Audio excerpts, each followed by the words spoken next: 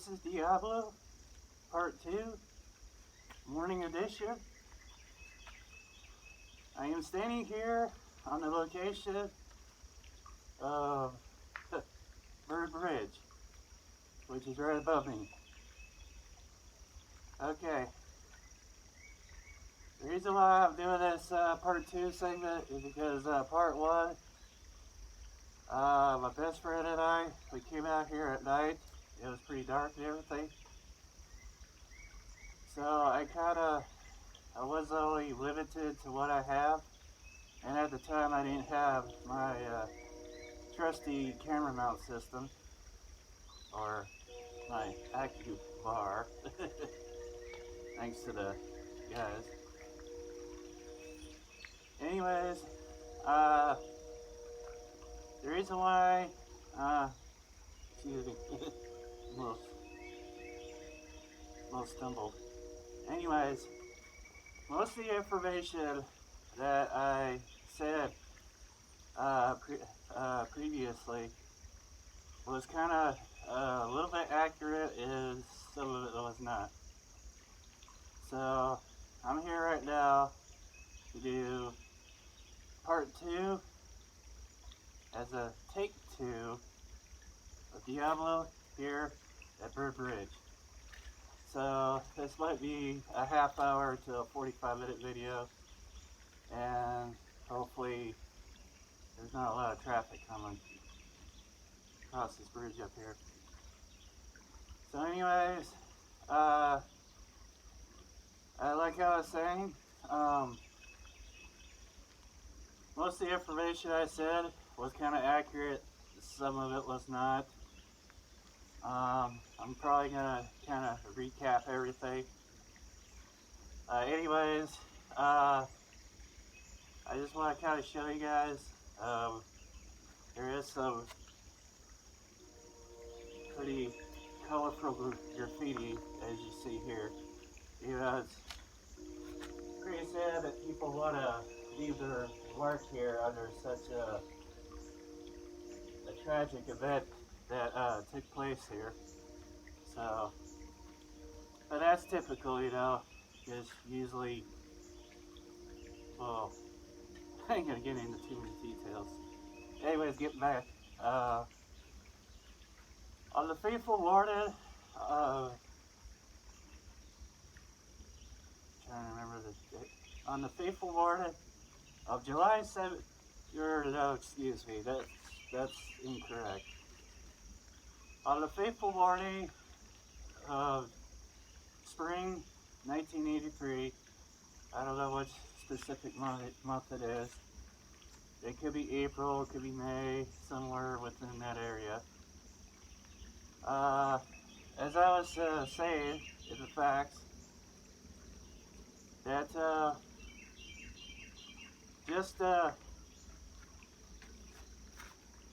just above the road here, which I'll show you later on, basically a farmer and his wife drove across this bridge right here, which this bridge here, I don't know.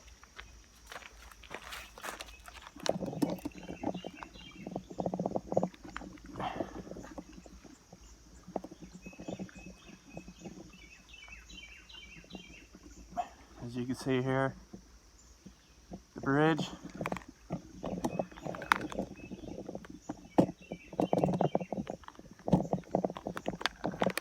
Make sure I put my tripod back.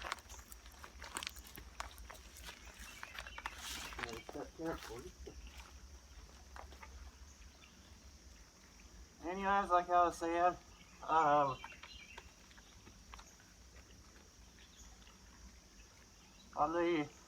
on the fateful morning of spring 1983, I just want to say that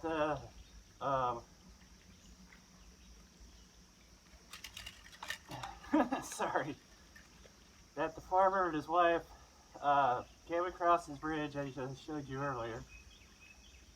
They came to park up there on the other side. And then when they both came out, like I was saying, the farmer basically said, this be a perfect place to put your canoe in, or your boat. It's just that, unfortunately, like I was saying, he came to a grisly sight. Um, Actually, on that morning, um, the farmer was looking down right here.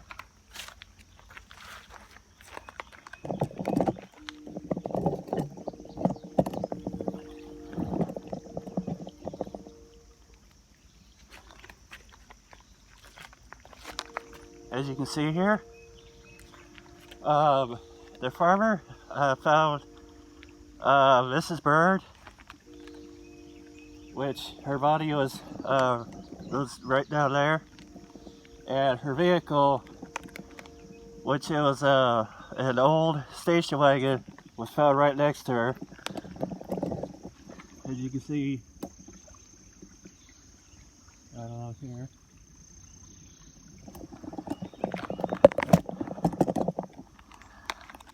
I'm trying to fix my little tripod here. Anyways, like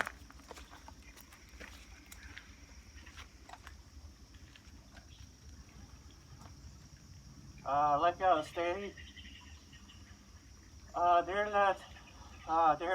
during that fearful warning, excuse me. During that fateful warning, when the farmer found Mrs. Bird and her car down there, as I was showing you earlier, during that fateful time, I guess he was a little horrified by what he saw and everything else.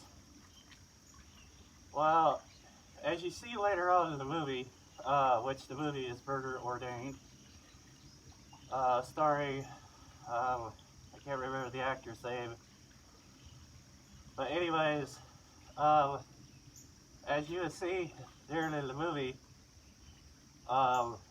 when the farmer found Mrs. Bird and her car right next to her, a little bit later on, Detective Rule, which he was the highway patrolman that actually did Mrs. Bird's investigation, which I would still give him credit on.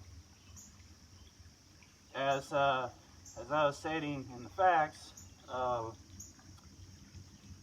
basically how this all took place is that right above me, as I was showing to you earlier, I kind of don't want to throw all the details off yet.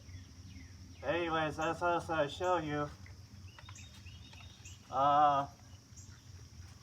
basically, when she was beaten on top of the bridge here, right here, literally, Mr. Byrne actually, which that would be Thomas Byrne, or aka Reverend Byrne. As I was saying, basically she was tossed off the bridge on top. Basically her body, unfortunately, I believe she landed right about there. And then, I guess Mr. Bird must have came down this embankment right here. Came through here. Must have took her body, dragged it along through here, and then that's where she finally rested at, right down there. Now, I don't know how, I know there's barricades up there. I don't know how,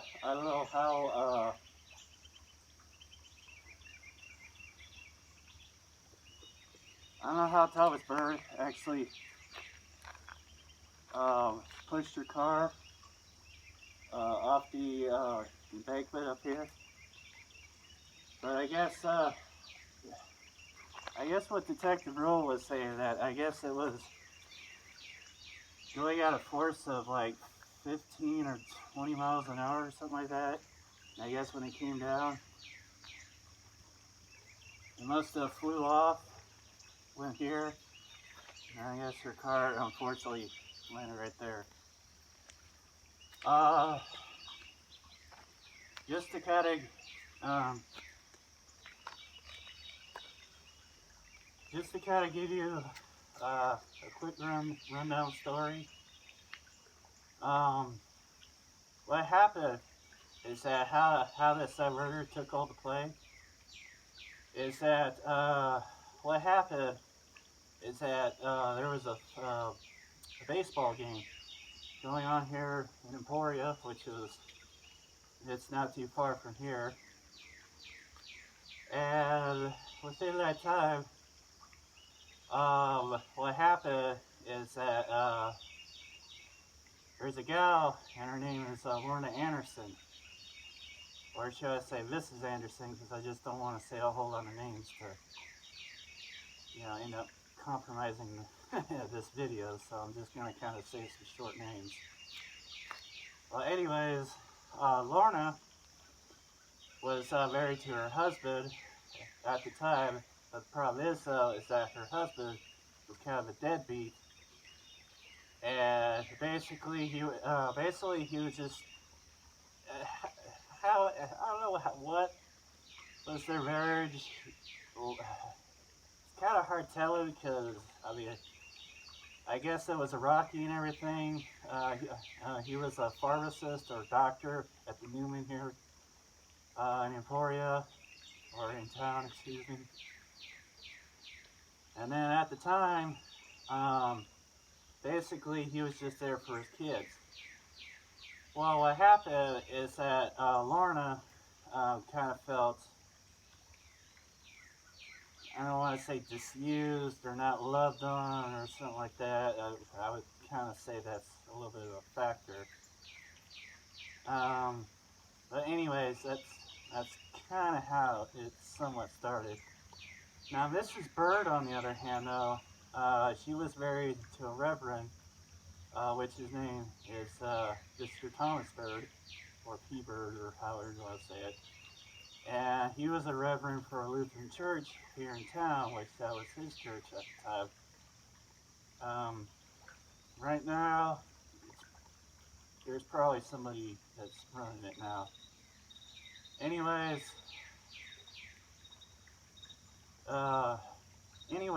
going back to the story, how it all started is that Mrs. Bird was always busy every time. I know they were married. They had, I think, 2 or 3 kids, or a couple kids, I'd say. And usually, in usual hectic situations, life gets busy and things get overlooked. Well, problem is though, is that Mrs. Bird, she was always busy every time. She wasn't always home, or she always wasn't doing what a normal housewife would do.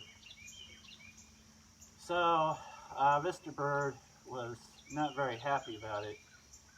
And, well, as you see in the first part, I would say somewhat in one of the scenes in the movies, or in the movie, excuse me, you would see that that Lorna and her husband, plus Mr. Bird and Mrs. Bird, were both at a baseball game here in town at the time. And, I guess everything, they first met and introduced and were talking and everything. Well, as I was saying, that's kind of how it all first started. And then, as you kind of get into it and kind of get into the movie, you basically see that Lorna is having problems with her husband and things are kind of going sour. And then Mr. Bird, on the other hand, though, he's always having spats with his wife. Then I guess Lorna had a fallout, and then after that, you kind of usually see how uh, how how it plays out, later in the movie. Now now I will be taking you on top here because I guess been here for a little while, haven't heard any cars go by. So so as of what I'm showing you right now, I'm kind of giving you a thorough little scene, play-by-play scene here of the actual movie Murder Ordained. As some of the areas I kind of showed you is where Mrs. Bird was found, her little station wagon. She was dumped off the bridge on top, and then her car was pushed, came through here, as you kind of imagine. Anyways, as you see here, this is okay. This is, yes. Let me get this straight. Okay. This is an actual, okay. I'm just gonna kind of clarify because I guess I kind of didn't put this in here yet. But anyways, this is the actual area where her murder actually took place. It's just that the movie was actually filmed in this location in some parts as it plays along. But yes, this is an actual location where her murder actually took place for Mrs. Bird. So later on, I am going to show you up on top and probably on the bridge some actual areas. Anyways, there's one thing though I do want to actually point out. I don't know, for some reason what is so fascinating with Yoshi here, but I've kind of noticed this all along. Let me try to get a better look here. Okay, as you can see all along here, this graffiti of Yoshi right here. There's actually another one at the skate park here in town. I don't know what is so fascinating with Yoshi. I know it's part of Super Mario Brothers or whatever, but if anybody would like to actually drop a comment or actually say who actually did this, I would actually be very appreciative.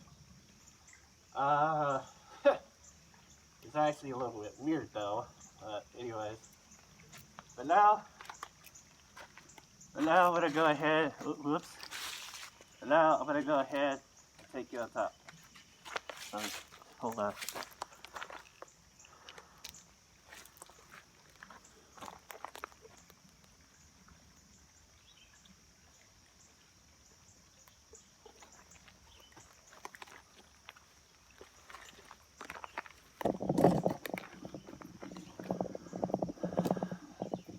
You see here? Bird. Okay. Now, time for the trek up. It is going to get a little dangerous, so.